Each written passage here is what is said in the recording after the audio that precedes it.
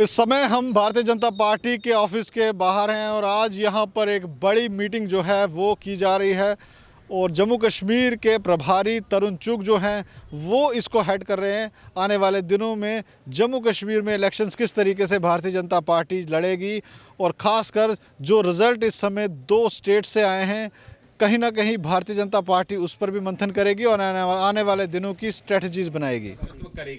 जनता ने नरेंद्र मोदी जी को आशीर्वाद दिया है, खुलकर आशीर्वाद दिया है, क्योंकि नरेंद्र मोदी जी पिछले 8 वर्षों से और उससे पहले 12 वर्ष गुजरात के अंदर 8 वर्षों से एज ए प्रधानमंत्री गरीबी के खिलाफ उन्होंने जंग छेड़ रखी है। गरीबों के जीवन में परिवर्तन लाने के लिए, गरीबों का जीवन स्तर ऊपर उठाने के लिए वो लगातार काम कर रहे हैं। मध्य वर्ग को ऊपर उठाने के लिए लगातार काम कर रहे हैं।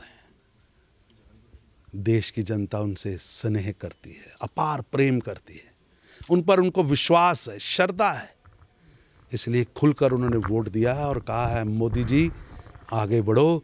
और जिस तरह आप देश की सीमाओं की सुरक्षा के लिए वचनबद्ध हैं, जिस तरह आपने देश की अर्थव्यवस्था को मजबूत किया, जिस तरह हमने देश के नौजवानों के सपनों को पूरा करने का प्रयास किया है, देश की बहनों को अधिकार दिए हैं, इसी तरह आगे बढ़ते रहो और भारत के नाम को विश्व के अंदर विजय नहीं हुई है, जीत नहीं हुई है, भारी जीत हुई है, रिकॉर्ड तोड़ जीत हुई है।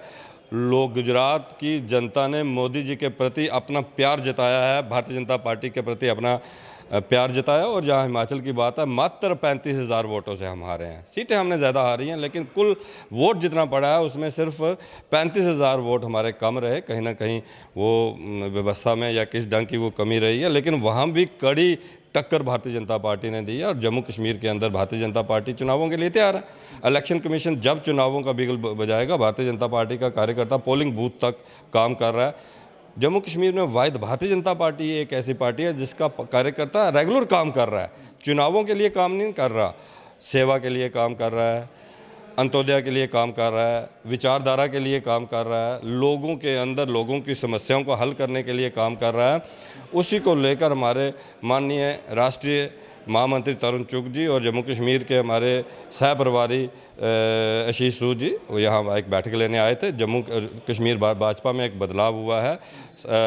ज़िला अध्यक्ष जो हैं 3 वर्ष पूरे हो गए थे, नए जिला अध्यक्ष जो है उनको लोग कार्यकर्ताओं को जिम्मेवारी दी गई है और जो जिला अध्यक्ष मुक्त हुए हैं पद से उनको प्रभारी और सह प्रभारी की जिम्मेवारी दी गई है।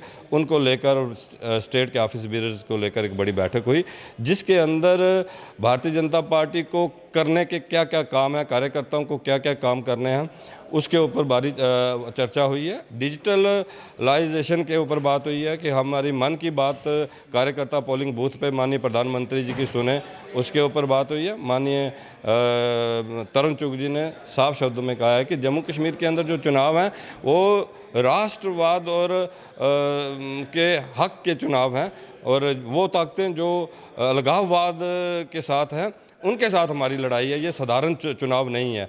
इस चुनाव के अंदर हमें राष्ट्रवाद की जीत करवानी है, एक ऐतिहासिक जीत करवानी है और इतिहास रचना है। उसके लिए पोलिंग बूथ तक का कार्यकर्ता को काम करना है।